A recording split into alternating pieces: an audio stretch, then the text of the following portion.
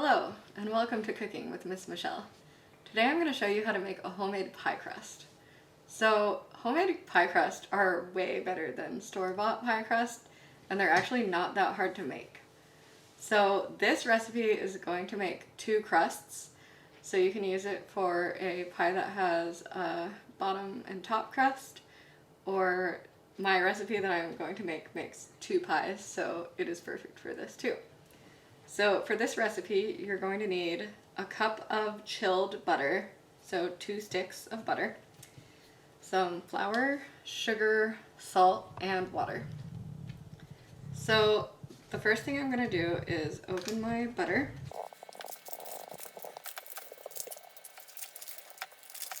And I'm just going to cut it into small cubes.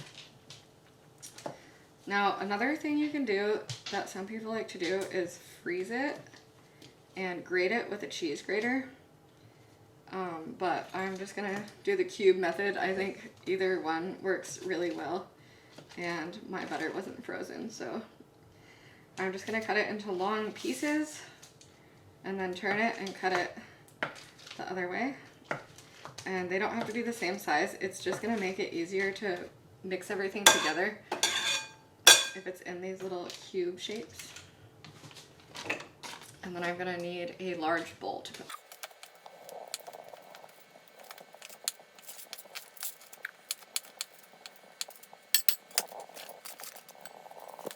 Okay, so after I have my cubes of butter in my bowl, my hands are a little buttery, I'm just gonna add 2.5 cups of flour and 1 tablespoon of sugar and about a teaspoon of salt. I'm just gonna eyeball it. And if you have a little bit of extra salt, that's okay, because if you're making a sweet pie, the salt will complement the sweetness and make it so it's not too sweet. And then I'm going to mix my ingredients together using this fun tool that's called a pastry cutter. So it's specifically for making pie crusts and pastries. If you don't have one of these, you could use a big fork or a whisk to kind of mash everything together. These work extremely well, and you could probably pick one up for $5 or less. So if you're going to be making any pie crusts, even if it's not very often, I would highly recommend getting one because it makes it very easy. So I'm just gonna keep blending this together until it makes about little pea-sized chunks. And my ingredients are gonna start to stick together a little bit, but it's still gonna be pretty floury.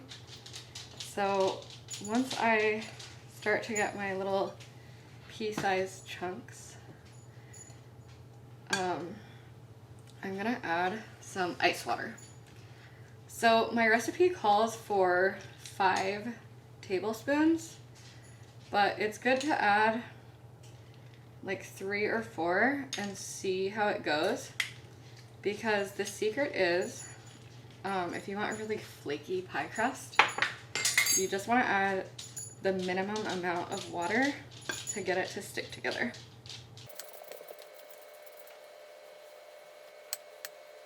So it looks like I will need a little bit more,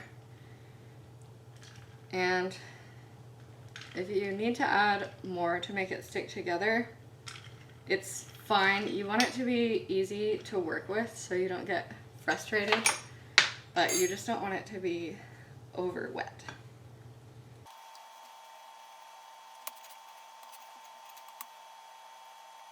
Okay, so this looks like it's just starting to stick together.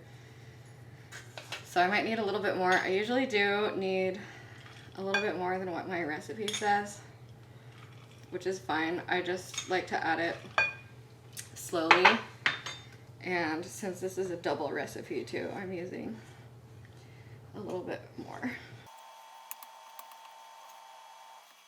Okay, so this seems now like it will stick together, and you want to make sure you have really clean hands. So make sure you wash your hands before you start cooking, because you're going to be using your hands a lot for this pie crust especially.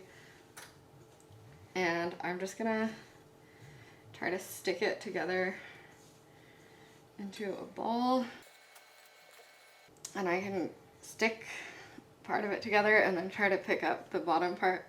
So the bottom part actually might need a tiny bit more water. Okay, so I'm gonna get it into kind of a log shape, and it's pretty crumbly, which is good because that means it's gonna be nice and flaky. It's just a little bit hard to work with, but I think I'll be okay here. So since I'm doing 2 crusts, I'm gonna cut this in half.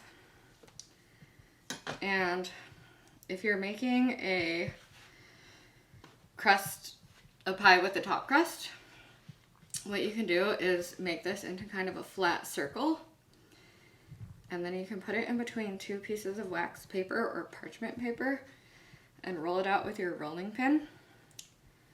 And you could do that if you're making a pie with just a bottom crust, but it's actually pretty easy to just kind of press it into your pie pan,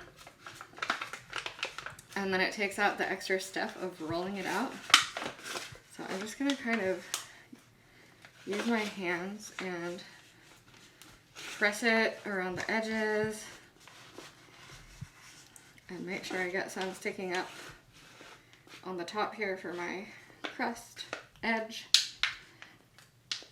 And this way I can kind of make sure it fits in my pan and make sure the bottom has plenty of crust on there and that I get an even crust around the sides. So if you are making a crust or a pie with a top crust, something really fun and that makes a beautiful pie that you can do is roll out your crust, and then you can use a festive cookie cutter to cut out different shapes. And when you put the top of your pie on, you can piece them together, and it just adds a really nice artistic element to your pie. If you have guests, they'll be very impressed by this.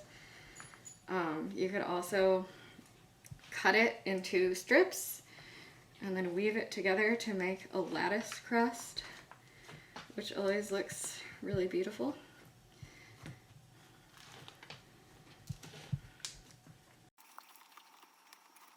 So once I've pressed it into my pie pan, I can just kind of even it out, make sure there's no holes in the bottom for my filling to fall through. And then I will be ready to put my favorite pie filling in there.